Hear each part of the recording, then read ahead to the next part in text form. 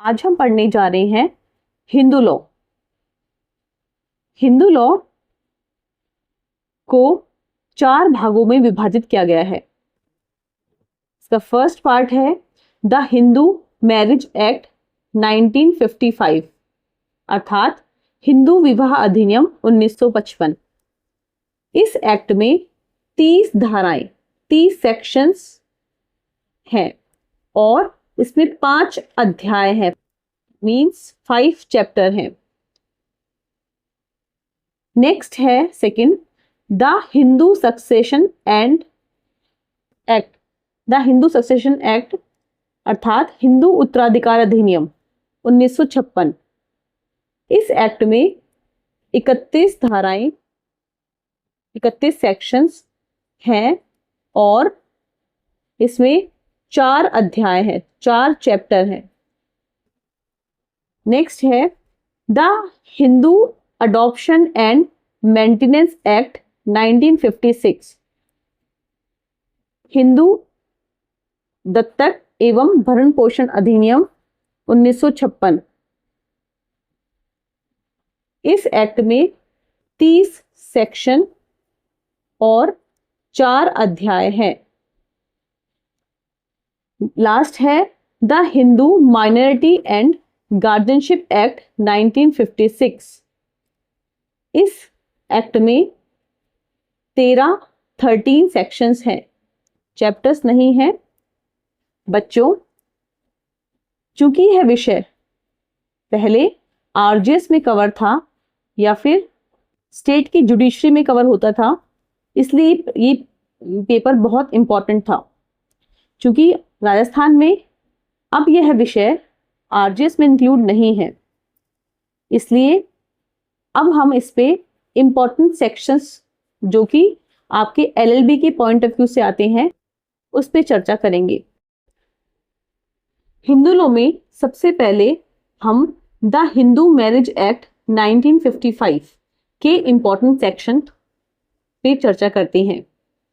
बच्चों, ये एक्ट बहुत इंपॉर्टेंट है। यहाँ से आपको 2 या फिर 3 क्वेश्चंस आपके एलएलबी में आते ही हैं। तो 2 भी आ सकते हैं, 3 भी आ सकते हैं, लेकिन इसलिए यह एक्ट बहुत इंपॉर्टेंट है। इसलिए सबसे पहले हम इसके इंपॉर्टेंट सेक्शंस पे बात करते हैं। इंपॉर्टेंट क्वेश्चंस मैं नेक्स्ट वीडियो में अपलोड करूंगी। सेक्शन 2 जिसमें बताया गया है कि यह अधिनियम किन पे लागू होता है। इस सेक्शन में बताया गया है कि हिंदू कौन है। जैसे हिंदू का मतलब क्या है? वह व्यक्ति जो जन्म से क्या हो, हिंदू हो, जिसके माता पिता हिंदू हो, या जिसने धर्म परिवर्तन किया हो, या जिस बच्चे का लालन पालन जो है हिंदू रीति रिवाज के अनुसार हुआ है, और जो मुस्लिम, क्रिश्चियन, पारसी और यहूदी नहीं हो, या फिर जो वीर, शैव, लिंगायत, ब्रह्म समाज, आर्य समाज, प्रार्थना समाज या फिर बौद्ध, जैन, सिख हो, तो उसे हम कहेंगे हिंदू। कई बार आपसे पूछा जाता है प्रश्न में कि हिंदू किसे कहते हैं, तो यह परिभाषा आप सेक्शन 2 से ले सकते हैं। तो सेक्शन 2 इस एक्ट का बहुत इंपॉर्टेंट है। उसके बाद आपको पढ़ना है सेक्शन 3। सेक्शन 3 में बताया गया है परिभाषा, डेफिनेशन क्लोज। सेक्शन 3 में रूढ़ी की परिभाषा, कस्टम को डिफाइन किया गया है कि कस्टम क्या होती है, रूढ़ी किसे कहते हैं। जनरली रूढ़ी जिसको हम आदिकाल से फॉलो कर रहे हैं कहते हैं, लेकिन सेक्शन 3 में इसे डिफाइन किया गया है और इसके एलिमेंट भी सेक्शन 3 में बताए गए हैं। तो कई बार प्रश्न बनता है रूढ़ी किसे कहते हैं, तो ये सेक्शन आपकी हेल्प करेगा। साथ ही साथ आपको बताया गया है जिला न्यायालय के बारे में। देखिए, जब भी हिंदू लॉ के संबंध में कोई भी विवाद होगा तो वहां पे कोर्ट जो है वो फैमिली कोर्ट होगी। ठीक है, फैमिली कोर्ट जहां पे डीजे रैंक का ऑफिसर बैठेगा। तो जिला न्यायालय किसे कहते हैं, इसकी परिभाषा भी धारा 3 में बताई गई है। साथ ही सगा किसे कहते हैं, सोतेला किसे कहते हैं, सहोदर किसे कहते हैं, that means full blood, half blood, और जो हमारा सहोदर है वो क्या होता है, उसके बारे में भी सेक्शन 3 में बताया गया है। उसके बाद नेक्स्ट इसी सेक्शन में आपके जो प्रोहैबिट रिलेशंस हैं, प्रतिनिषिद्ध नातेदारी की जो डिग्रियां हैं, उसकी परिभाषा भी दी गई है। साथ ही सपिंडा रिलेशन, सपिंड जो नातेदारी है उसके बारे में बताया गया है। तो इसमें से आपको अगर मैं कहूं तो दो परिभाषाएं तो बहुत इंपॉर्टेंट है जिन्हें आपको याद करनी है, वो है सपिंडा रिलेशन और प्रतिनिषिद्ध नातेदारी। ये दो तो बहुत इंपॉर्टेंट है क्योंकि आपके आगे काम आएगी। उसके बाद ये दो सेक्शंस हैं जहां पे सीधे प्रश्न नहीं बनते हैं, इनडायरेक्ट बनते हैं। तो ये प्रश्न जो है आपको हेल्पर के रूप में मिलेंगे, जैसे कि हिंदू किसे कहते हैं तो सेक्शन 2 की हेल्प लेनी पड़ेगी। किसी परिभाषा के बारे में पूछा गया है तो आपको सेक्शन 3 लिखना होगा। उसके बाद सेक्शन 5, सेक्शन 5 बहुत इंपॉर्टेंट है, बहुत बहुत ज्यादा इंपॉर्टेंट है। यहां से आपको 20 नंबर का एक प्रश्न निकलता है, 20 मार्क्स का एक प्रश्न निकलता है। सेक्शन 5 में बताया गया है कि हिंदू विवाह की शर्तें, the condition for a Hindu marriage. 5 section 5 है, इसमें 5 ही शर्तें बताई गई है, इजीली याद कर सकते हैं। 5 धारा 5 में 5 शर्तें हैं कि हिंदू मैरिज जो है वो कब होगी, वो मैरिज जो है उसमें कौन कौन सी शर्तें होंगी जब वो मैरिज वैलिड होगी। तो वो शर्तें कहाँ लिखी हुई हैं, सेक्शन 5 में। तो आपको सेक्शन 5 का अच्छे, सेक्शन 5 के बाद नेक्स्ट सेक्शन है सेक्शन 7। सेक्शन 7 इंपॉर्टेंट नहीं है, इस पे प्रश्न नहीं आता है, लेकिन ये बताता है आपको कि हिंदू विवाह जो है वो क्या है, एक संस्कार है। यही सेक्शन अंतर करता है हिंदू लॉ में और मुस्लिम लॉ में। मुस्लिम लॉ में जहां निकाह को एक संविदा कहा गया है, वहीं हिंदू लॉ में विवाह को एक संस्कार कहा गया है। ये कहाँ लिखा हुआ है, सेक्शन 7 में। इसलिए इस सेक्शन पर प्रश्न नहीं आता है, लेकिन ये आपको एक प्रश्न को हल करने में आपकी सहायता करेगा। उसके बाद में सेक्शन 9 आपको पढ़ना है। सेक्शन 9 में लिखा हुआ है रेस्टिट्यूशन ऑफ कॉन्जुगल राइट्स, अर्थात दाम्पत्य अधिकारों की प्रत्यास्थापन का जो नियम है वो कहाँ लिखा है, सेक्शन 9। ये बहुत इंपॉर्टेंट है, इस पर आपको 20 मार्क्स का प्रश्न मिल सकता है या फिर 10 मार्क्स की टिप्पणी मिल सकती है। तो ये प्रश्न जो है इंपॉर्टेंट है, आपको सेक्शन 9 को याद रखना है। उसके बाद में आपको पढ़ना है सेक्शन 10। सेक्शन 10 में लिखा हुआ है जुडिशियल सेपरेशन, न्यायिक पृथक्करण। तो ये बहुत इंपॉर्टेंट है, सेक्शन 10 आपको पढ़ना है। सेक्शन 11 में है वॉइड मैरिज, शून्य विवाह। सेक्शन 12 में लिखा हुआ है वॉइडेबल मैरिज। इन पे से आपको प्रश्न बनता है शून्य विवाह और शून्यकर्णी विवाह। ये प्रश्न अटैच होते हैं सेक्शन 5 से, कि सेक्शन 5 की अगर 5 का क्लॉज 1, 3, 5 का क्लॉज 1, 3, 5 की कंडीशन यदि पूरी नहीं होगी तो मैरिज क्या होगी, वॉइड होगी। और 5 का क्लॉज 2 की अगर कंडीशन पूरी नहीं होगी तो मैरिज होगी वॉइडेबल। तो ये कहाँ बताया गया है कि मैरिज वैलिड होगी, वॉइड होगी, वॉइडेबल होगी। तो आपको 5, 11, 12 इन सेक्शंस को साथ में कनेक्ट करके पढ़ना है। उसके बाद में नेक्स्ट सेक्शन है section 13। Section 13 very very important. Section 13 जो है यहाँ पे आपको डेफिनेटली 20 मार्क्स का एक प्रश्न मिलता है, डेफिनेटली। सेक्शन 13 में बताया गया है डिवोर्स के बारे में, कि तलाक के ग्राउंड क्या है, कौन कौन से आधार पर तलाक हो सकता है। और इसी में सेक्शन 13 में ही बताया गया है कि पत्नी को कुछ 4 ग्राउंड मिले हुए हैं स्पेशल, लड़कों से अलग पत्नी जो है उसके लिए 4 स्पेशल ग्राउंड है जिनके आधार पर वह विवाह विच्छेद कर सकती है। तो सेक्शन 13 आपको पढ़ना है, ये बहुत इंपॉर्टेंट है। इसमें ही 13 का क्लॉज जो 13B है, डिवोर्स बाय म्यूचुअल कंसेंट, यदि पति पत्नी सहमत होंगे आपस में तो वो पारस्परिक सहमति से विवाह विच्छेद कर सकते हैं। इसी शब्द को मुस्लिम विवाह में जो है मुबारक कहा गया है। ये सेक्शन पे आपको एक शॉर्ट नोट 10 मार्क्स का मिल सकता है। उसके बाद में आपको पढ़ना है सेक्शन 16 कि अगर मैरिज 11 में या 12 में वॉइड होगी या वॉइडेबल होगी तो उस दौरान जो बच्चे उत्पन्न होंगे, जो बच्चे हैं वो क्या होंगे, उनकी स्थिति क्या होगी, उसके बारे में बताया गया है सेक्शन 16 में। अर्थात शून्य और शून्यकर्णी विवाह के अपत्यों की धर्मस्थता, लेजिटिमेसी जो है ना, वो कहाँ बताया गया है, 16 में। इस पे प्रश्न नहीं बनता है लेकिन आपको पता होना चाहिए इसके बारे में।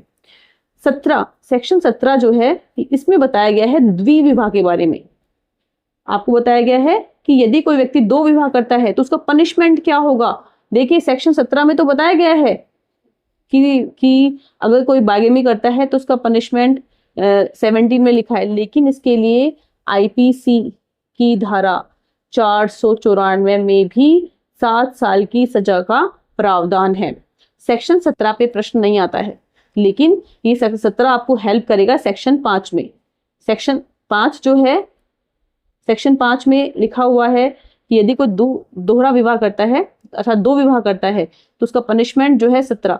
तो आपको इसको 5 के साथ रिलेट करके पढ़ना है। उसके बाद में सेक्शन 18 पढ़ना है आपको।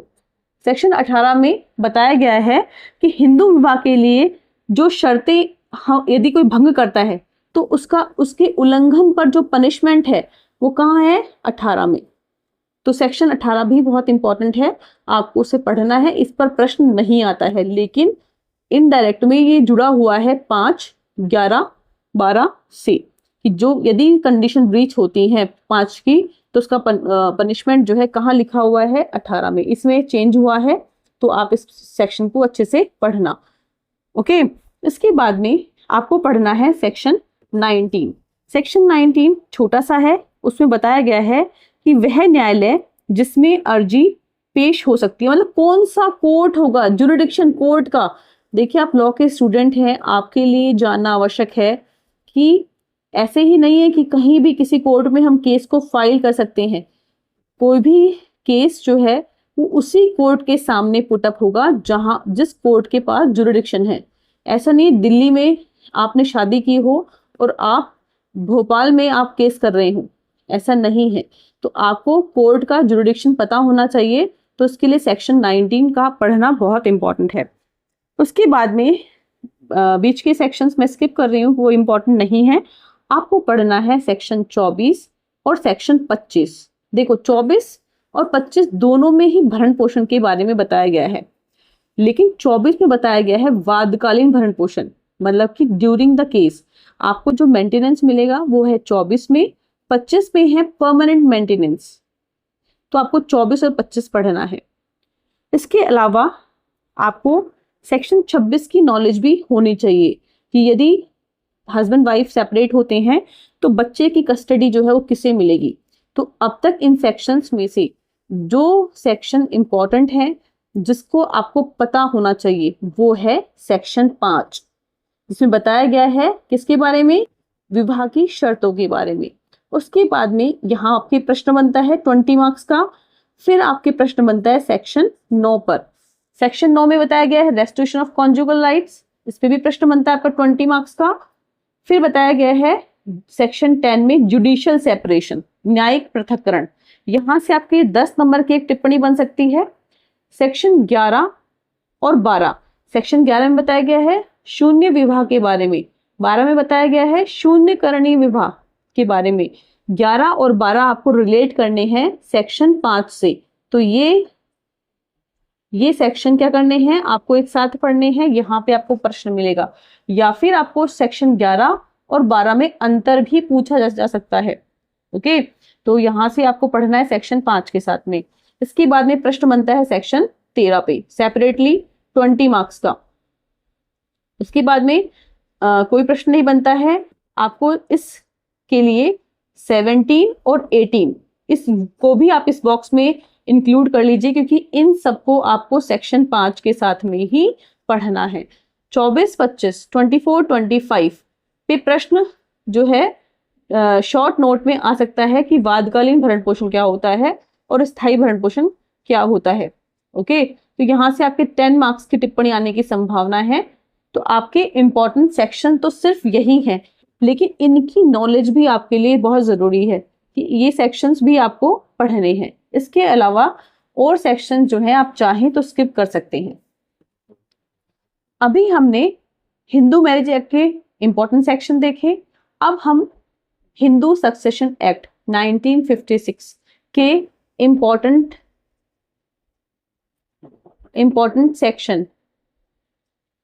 सेक्शंस जो कि आपके एलएलबी के पॉइंट ऑफ व्यू से इंपॉर्टेंट है, उन पे चर्चा करते हैं।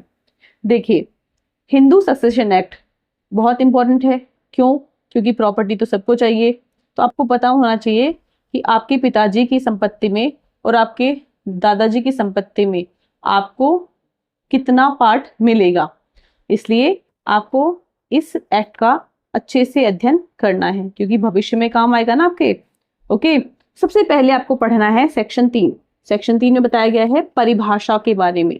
डेफिनेशन क्लॉज जो है वो कहाँ है? सेक्शन 3 में है। इसमें जो परिभाषा है, सबसे इंपॉर्टेंट डेफिनेशन जो है, जो आपको पढ़नी है और जो आपको शॉर्ट नोट में दैट मीन्स 10 मार्क्स की टिप्पणी के रूप में मिलेगा, तो वो है, पहली है गोत्रज।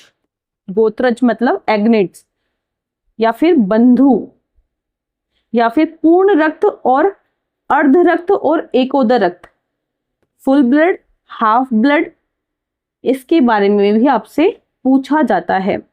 ओके, तो इसमें सिर्फ ये 2-3 चीजें ही इंपॉर्टेंट हैं। आपको पता होना चाहिए गोत्रज क्या होता है, बंधुज क्या होता है, पूर्ण रक्त, अर्ध रक्त क्या होता है, आपको पता होना चाहिए। तो सेक्शन 3 आपको पढ़ना है अच्छे से। सेक्शन 3 के बाद में आपको पढ़ना है सेक्शन 6। सेक्शन 6 बहुत इंपॉर्टेंट है। सेक्शन 6 में कुपासनरी सहदाई की संपत्ति के बारे में बताया गया है। यहां से आपका 20 मार्क्स का प्रश्न बनता है। सेक्शन 6 बहुत इंपॉर्टेंट है। ओके, 20 मार्क्स का प्रश्न बनता है सेपरेटली। ओके, उसके बाद में आपको पढ़ना है सेक्शन 8, 9, 10, 11 और 12। ये पूरा एक बंच है। देखो, सेक्शन 8 में बताया गया है कि पुरुष की दशा में उत्तराधिकार के सामान्य नियम। देखिए, 2 तरह से प्रॉपर्टी का बंटवारा होता है। एक प्रॉपर्टी जो हमें अपने दादा से मिलती है, जैसे हम कहते हैं ना गांव की भाषा में दादा लाई प्रॉपर्टी। ओके, और एक होती है आपके पिता की सेल्फ एक्वायर्ड प्रॉपर्टी, स्व अर्जित संपत्ति। दोनों का बंटवारा अलग अलग तरह से होता है।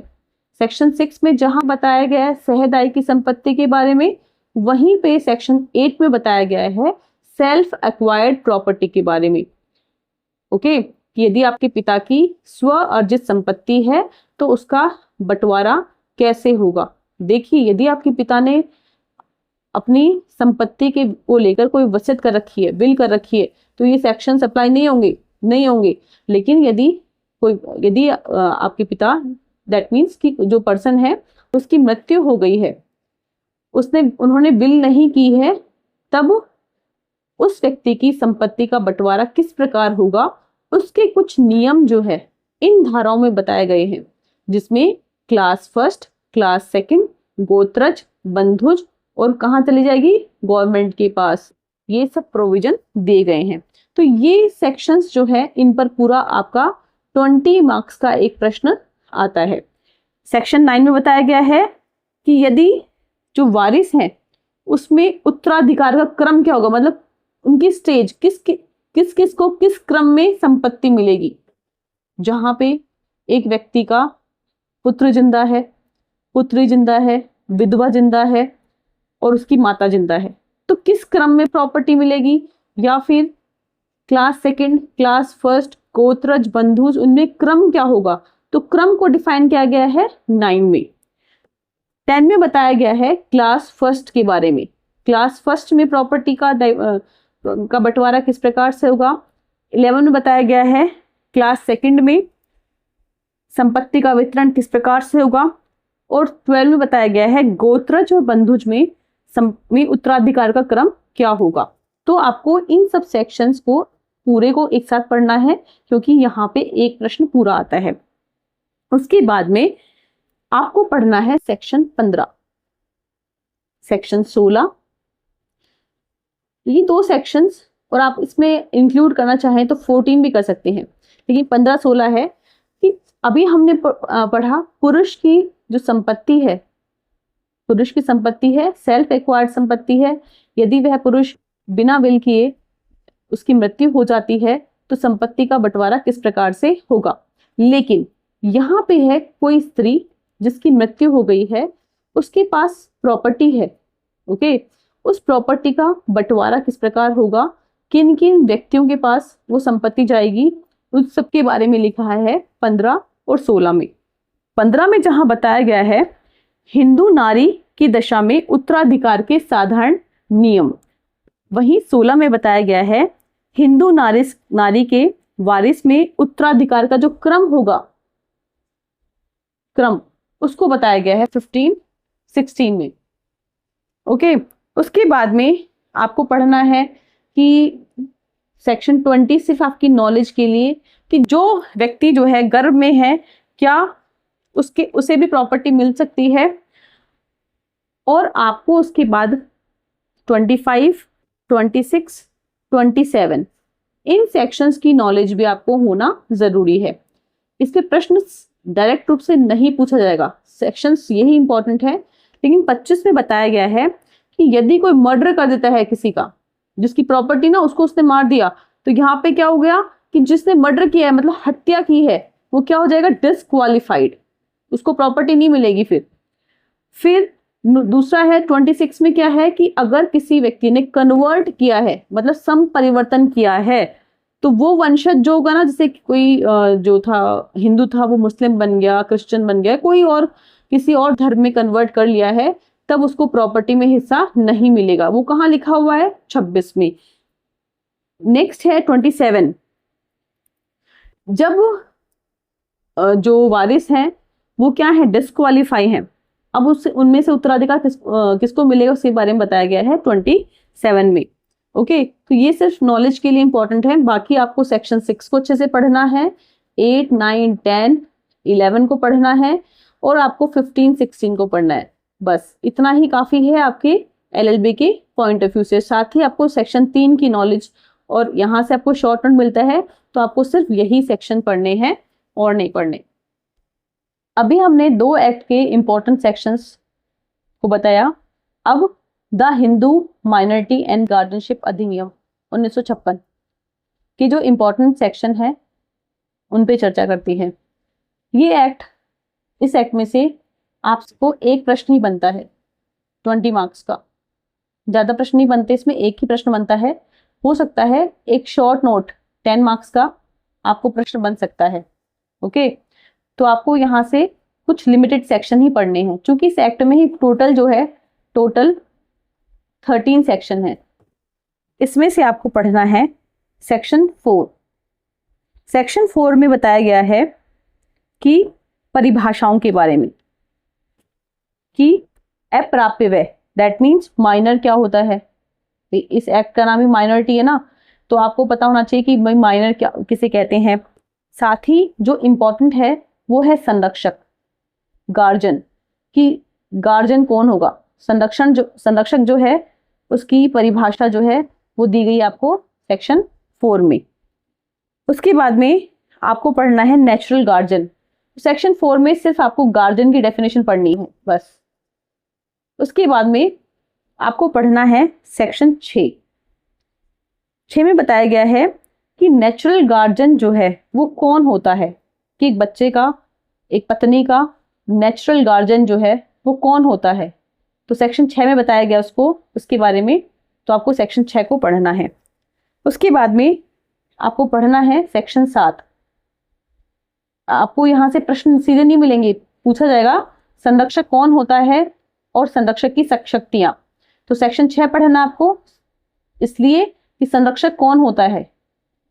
ओके, साथ में आपको सेक्शन 6 का ही एक रूप है कि जो बच्चा आपने अडॉप्ट किया है, ओके, उसका नेचुरल गार्जियन कौन होगा, मतलब कि जिस बच्चे को आपने गोद लिया है उसका संरक्षक कौन होगा, उसके बारे में बताया गया है सेक्शन 7 में।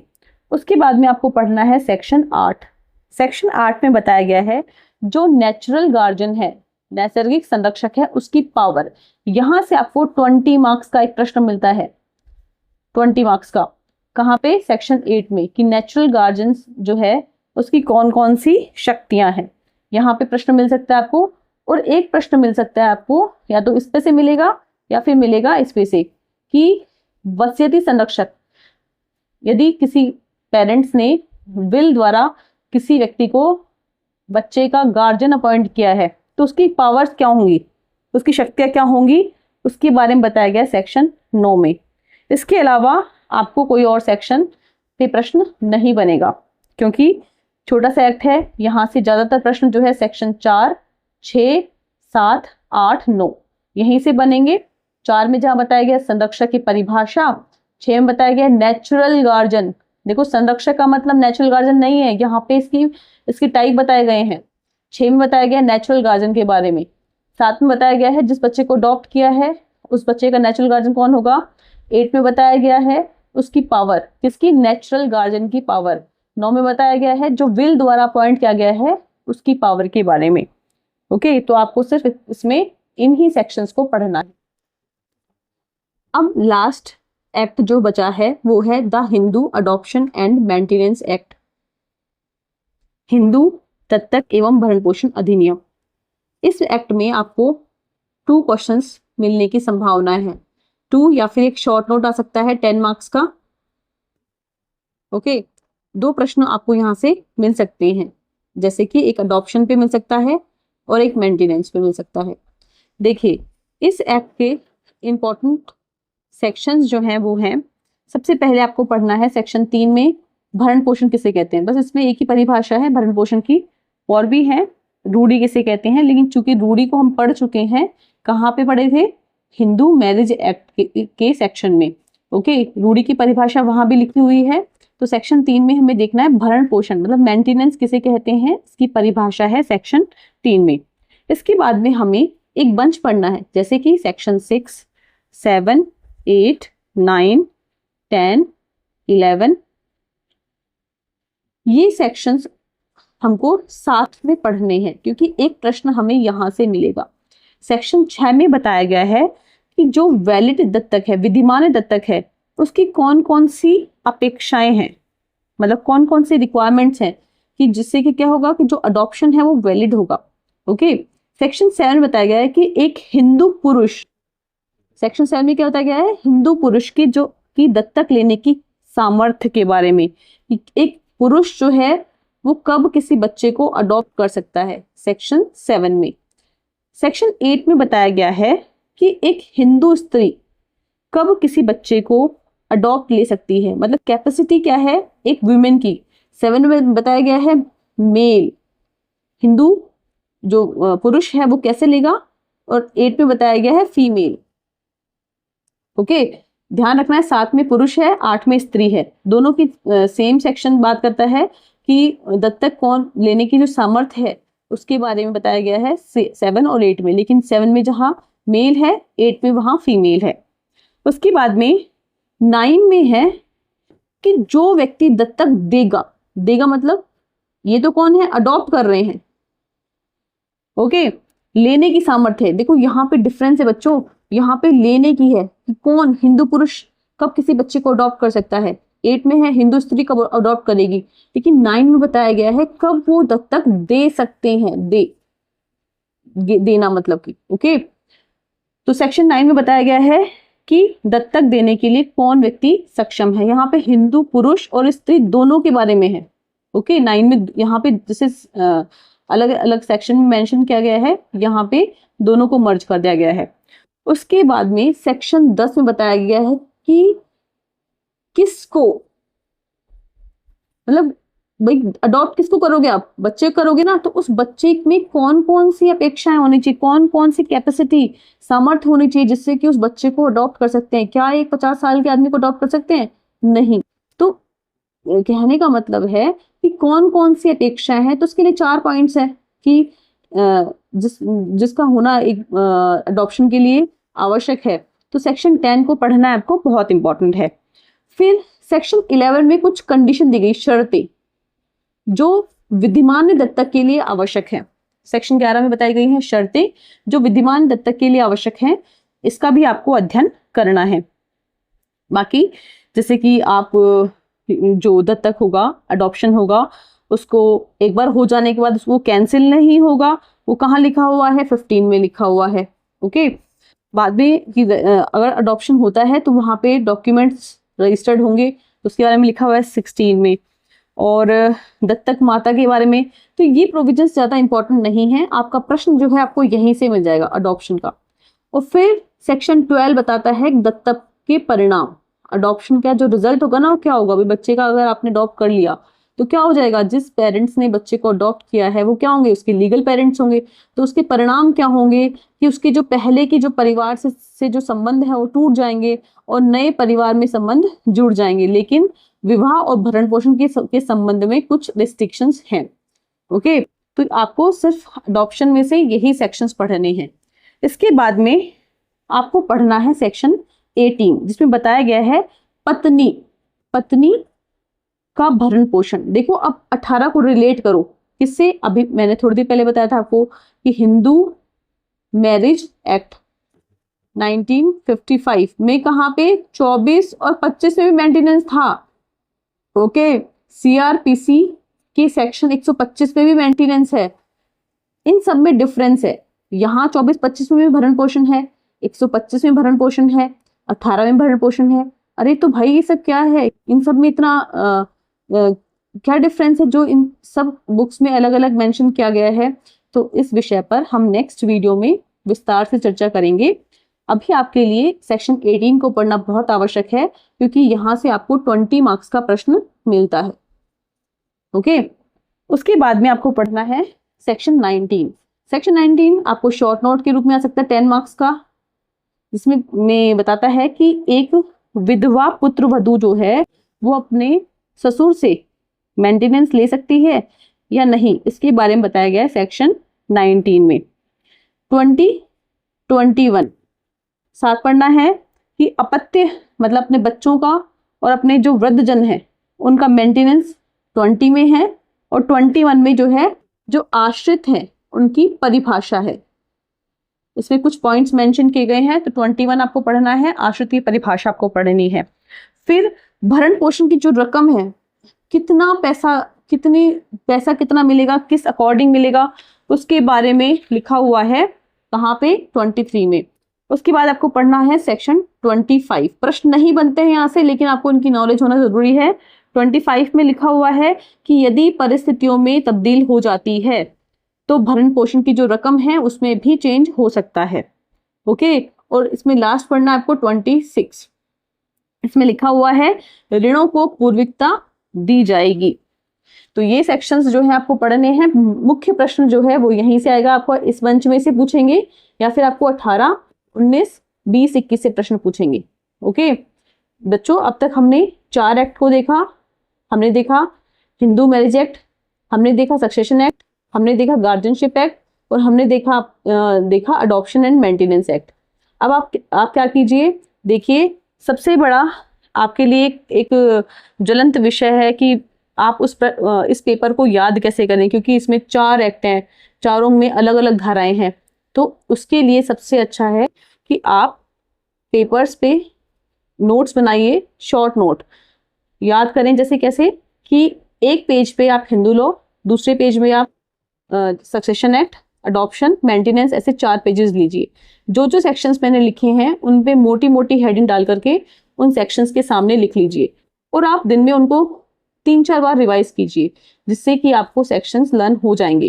क्योंकि यदि आपने प्रश्न पत्र में सेक्शंस गलत कोड किए तो आपका प्रभाव एग्जामिनर पे नहीं पड़ पाएगा और आपको अच्छे नंबर नहीं मिलेंगे।